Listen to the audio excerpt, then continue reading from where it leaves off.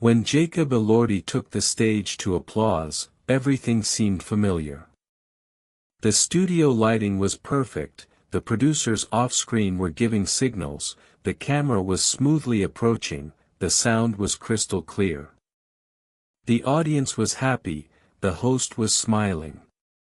It was supposed to be another pleasant, controlled evening with a star. From the very beginning, he behaved as he always did, calm, polite, a little ironic. He talked about his new role, how he prepared for the shooting, which scenes were the most emotional for him. The meanings were deep, but familiar. The stories were interesting, but without risk. However, around the 10th minute, the camera began to catch something different. Not every viewer noticed it right away, but the director saw, there was something unprepared in his gaze. A gaze that seemed to flee beyond the studio. As if something had remained there, behind the scenes, and would not let go. The host was talking about a scene in a new movie when Jacob suddenly stopped. "Excuse me," he said quietly. "Can I say something else?" A pause. A slight, tense one. "Not comfortable, sure," the host said, trying to keep it light. "Anything you want. We're listening." Jacob nodded. But he didn't start right away. That he slowly reached into his inside jacket pocket and pulled out a folded piece of paper, not a script. Not a promotional piece. Something else. That he held it, not unfolding it. That he just stared at it for a few seconds. The studio fell silent. I don't know how to put it," he said. "But last night I got this letter. No name. No return address. Just, left under my hotel room door." He looked up. The camera caught something in them: pain, fear, indecision. "I've been holding it all day. And I thought I'd throw it away. But I couldn't. I thought, if I don't say it, I'll remain a person who once just walked by." The host was no longer smiling, the audience froze. Jacob carefully unfolded the paper, as if afraid of breaking it. He looked at the lines. "I'm not going to read it now. Not yet." He took a breath. "But I will say one thing, I know who it's about. I don't know his last name. But I remember his eyes. And the night I said nothing." The camera stayed on him. The light grew warmer. The host, experienced and calm, suddenly seemed smaller than usual. He didn't know where to lead next. Jacob put the sheet in front of him. His fingers held the edge like anchors. "This will not be a promotion. This will not be a story. This will be a confession." And then the lights in the studio dimmed slightly. As if something in the air had changed, but he didn't speak anymore. That he just looked into the camera, and, it seemed, somewhere on the other side of the screen, someone who had been waiting for years was finally heard even before the words had been spoken. Everyone was waiting for him to say something loud. But he just looked down. No one applauded, not because there was nothing to say, but because they instinctively felt that this was not the moment. The host wanted to fill the pause, but he couldn't. Instead of joking or moving on to a lighter topic, he just nodded. And let the silence continue. In the studio, someone in the third row could be heard taking a deep breath. Someone was coughing, not from a cold, but from nerves. Jacob was still holding the sheet of paper that no one had seen up close. But his fingers were already shaking a little. "I'm not ready," he said. His voice was even. Calm. But not cold. "Not for a public reading. But I have to be honest, at least a little." He looked up. Not at the host. Not at the camera. But at the audience. "Is there anyone in this room who," he paused, may recognize these words. I don't know if you're here. But if you are, I'll see it in your eyes. The silence became sharp as a blade. For the first time in years of broadcasting, the host didn't know what to say. He just moved his glass of water slightly closer to Jacob. Jacob didn't drink. Instead, he slowly rose from his seat. Not abruptly, not dramatically, he just stood. Like a man who can no longer sit under the weight of what he's carrying. This is nothing grand. And it's not a scandal, he said. This is a moment when I once pretended not to notice a person. And today I want them to know, I remembered. His words were calm. But there was an echo in the air of something bigger. Like thunder that hadn't struck yet, but was already trembling somewhere in the clouds, and then in the hall, in the fifth row, a hand went up, slowly. Timidly. Like a shadow waking up, the camera, reacting, instinctively focused on her. It was a girl. Younger than Jacob, about 20. Her hair was tied in a bun, her gaze direct but intense. Her lips moved, but she didn't speak right away. Then she said, "He was my brother." Those 5 words changed everything. The host sat down. Jacob stood. And it seemed as if the air in the room had disappeared. "You," he began, but didn't finish. The girl nodded. "I recognized you immediately. But I didn't plan to say anything. Only, when you got that letter," she stopped. It was his handwriting. Undoubtedly, Jacob did not sit down. He slowly left the light of the studio and descended to the level of the hall. Not a single guard moved. No one stopped him. It was a scene, but not a theatrical one. It was a living scene, in which actors did not act, but witnesses to a silence that had been voiceless for too long. He approached the girl. She held something in her hands. A small photo. He had seen it for the first time. But she had kept it for years. In the photo, a young man in a hood. He smiled timidly. Behind him was the train station. The night lights. He said then that he would try again. That if someone like you remembered him, he would dare again.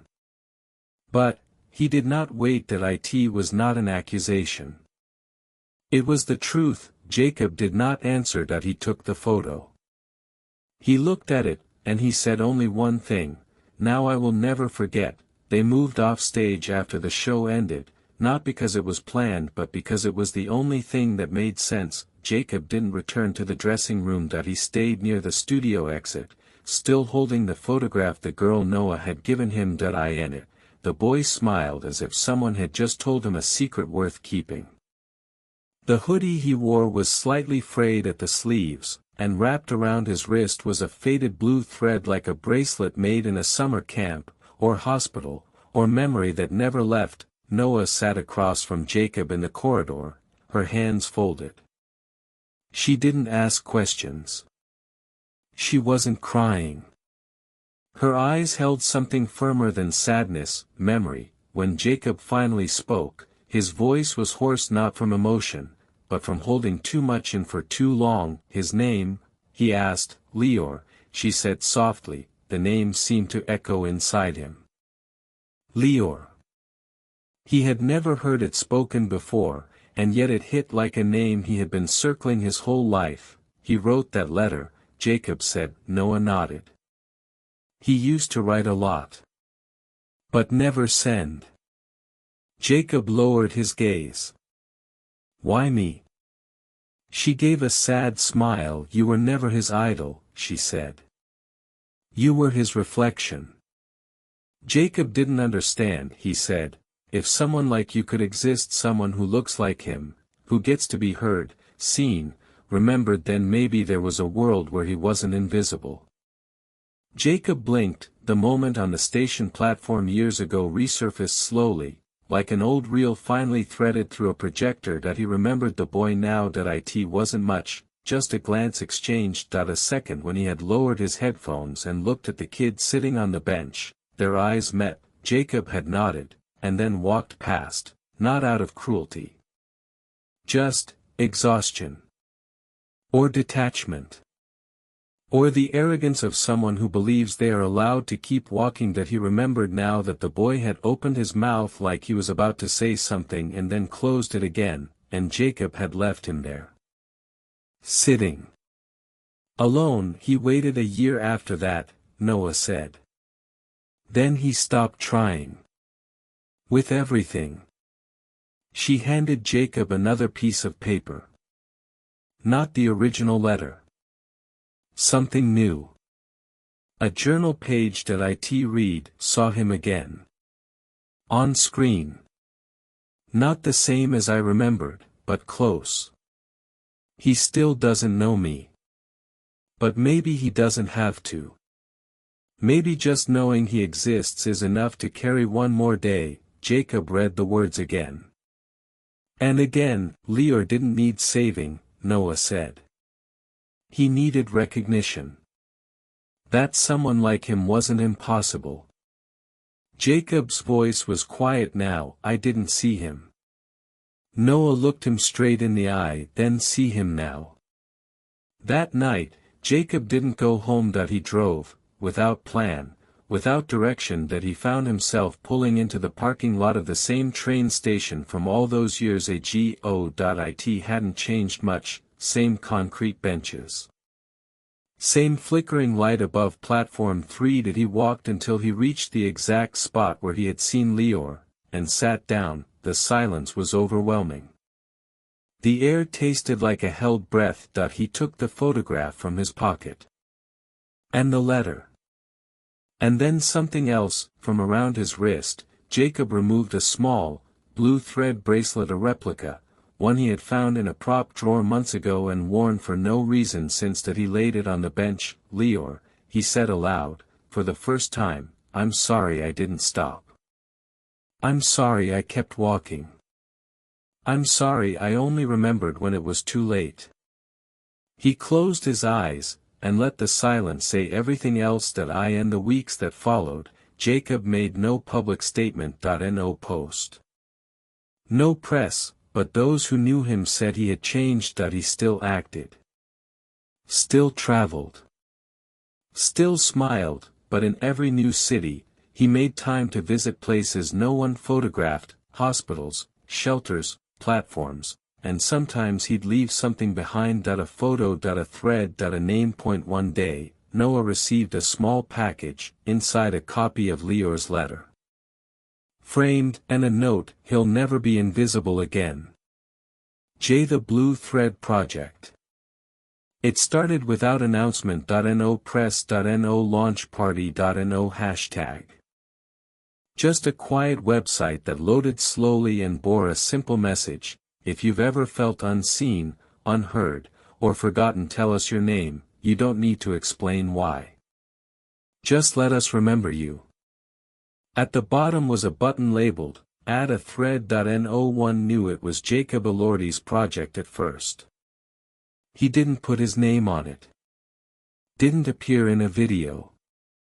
Didn't give interviews, but a few noticed the thread, blue, thin, worn, like the one from the photograph of the boy on the station bench. The website allowed visitors to add a name.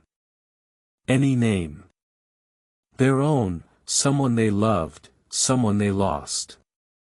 When the name was entered, a single digital thread appeared, woven into a growing tapestry of blue. The site counted no followers, only threads. By the end of the first week, there were over 16,000. Jacob didn't run the site.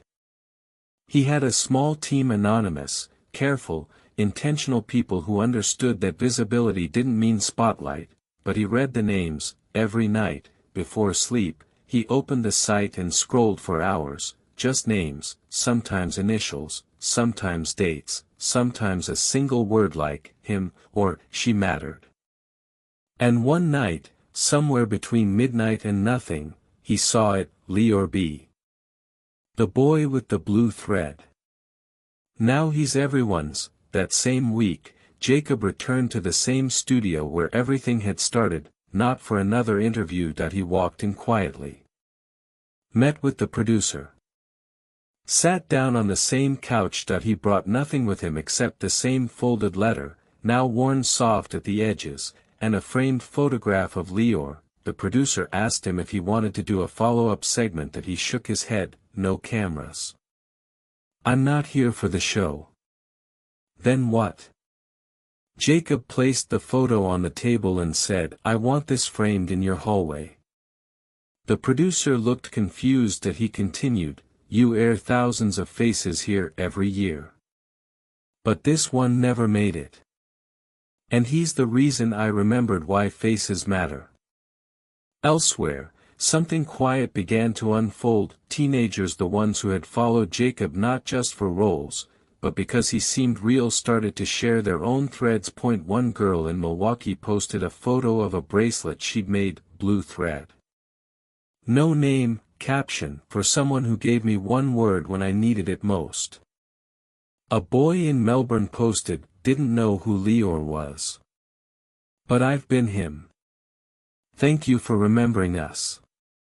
A therapist in Seattle shared a story of a patient who wore blue on their wrist, without speaking a word for a year. The first thing they said was, he said my name. Jacob remained mostly silent publicly, but he began visiting schools, youth centers, shelters, not as a celebrity, just as a man who understood what it meant to overlook a soul and what it meant to look back. Too late that he never gave speeches, that he asked for a chair in the back, that he let others speak, and in his pocket, always the folded letter. As if keeping it close was the only way to remember that presence is a choice, not a default. One day, at a small community art gallery in Toronto, a volunteer walked up to him. She couldn't have been more than 20. She wore no makeup, a thread bracelet on each wrist, and a name tag that simply said it. She looked at him and said, I was going to write to you. But I didn't think you'd see it. Jacob looked back at her, no smile, no mask. I see you now. She nodded. Can I show you something? She led him to a wall filled with frames. Inside each a handwritten note, a drawing, a name. At the bottom of the wall, a quote had been painted in blue, maybe I didn't need to be saved. I just needed to be seen. L.B. Jacob stood there for a long time, then took off his own bracelet, tied it beside the quote, and whispered, one more thread. The night he kept walking, the memories didn't come all at once, they arrived like light leaks through an old film, flashes, quiet and disjointed. Never dramatic. Never cinematic.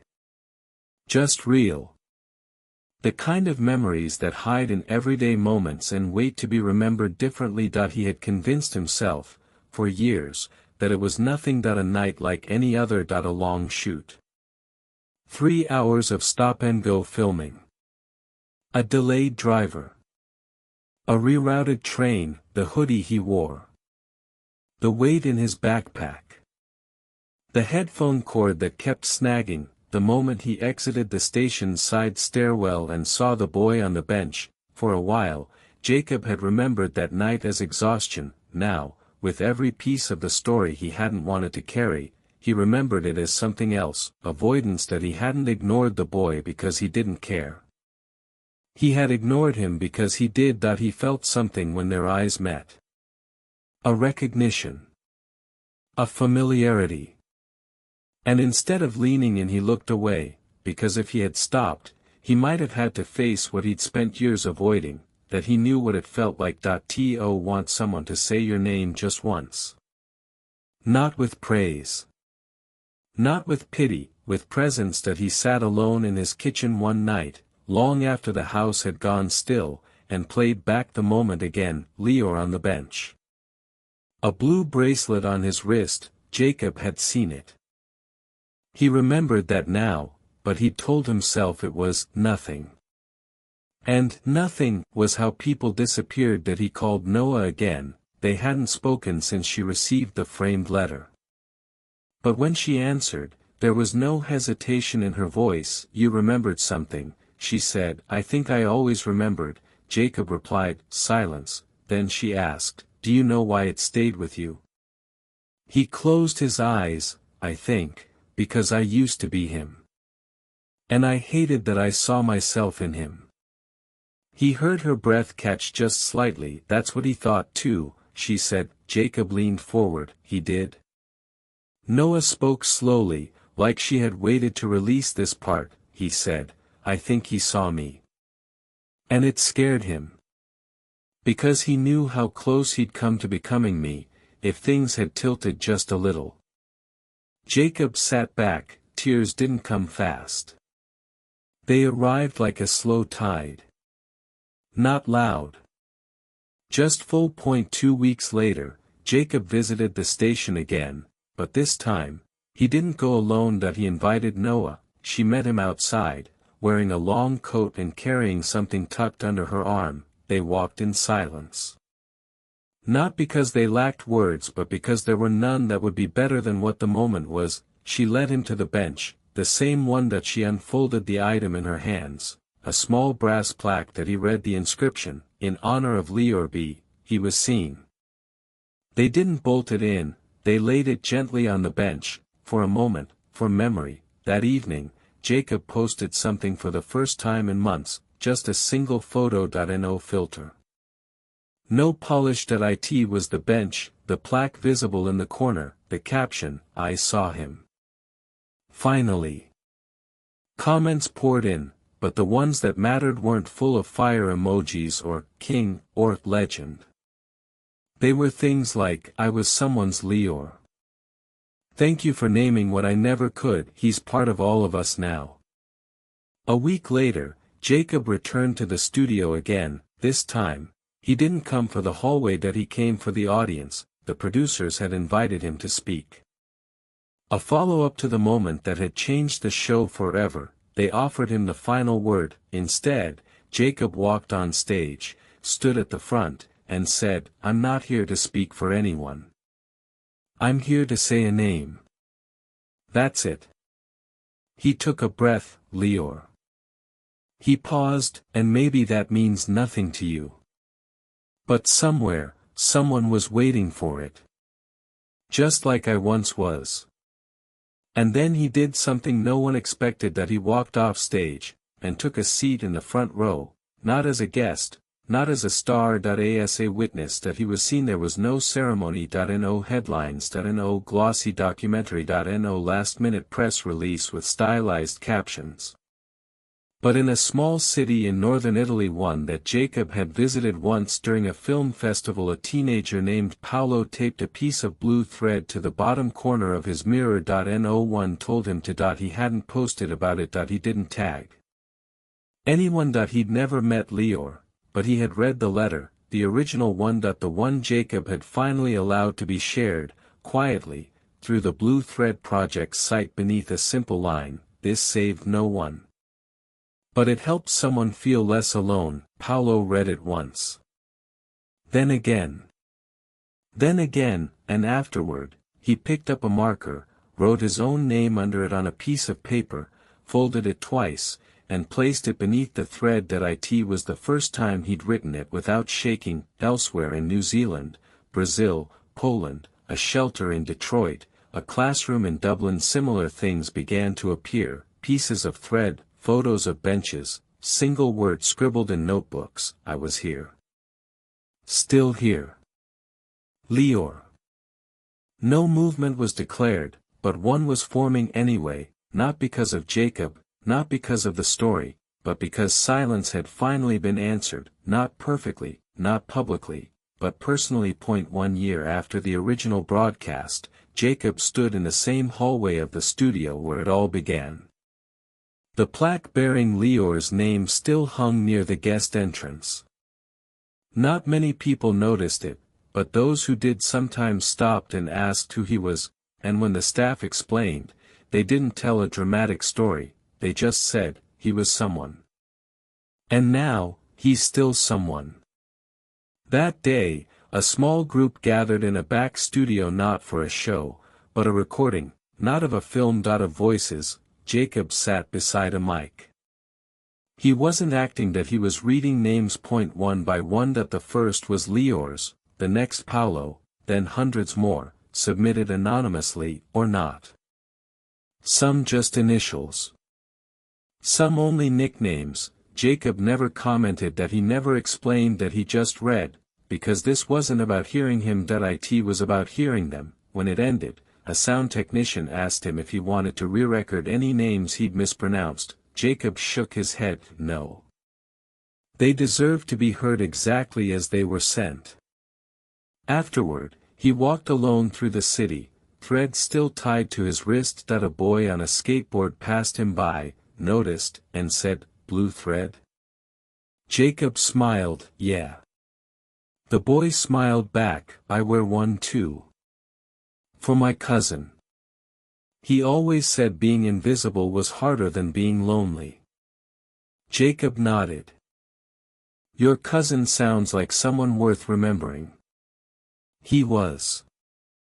They didn't exchange names, they didn't take selfies, but for a second, they saw each other, and that was enough. That night, Jacob opened the old letter again, the original one. Not to read it, just to hold it, and he whispered a sentence that he didn't say on live television, but carried with him ever since: "You weren't invisible. You were the mirror I finally looked into." The Blue Thread Project never asked for money. It never launched a brand, but today, its archive holds over 2 million names, each submitted not for fame. Not for likes, but for one reason: to be seen, somewhere out there, maybe in a city you've never been to, maybe in someone's pocket. A letter is being folded. A name is being written. A thread is being tied, and a moment of silence is finally being broken.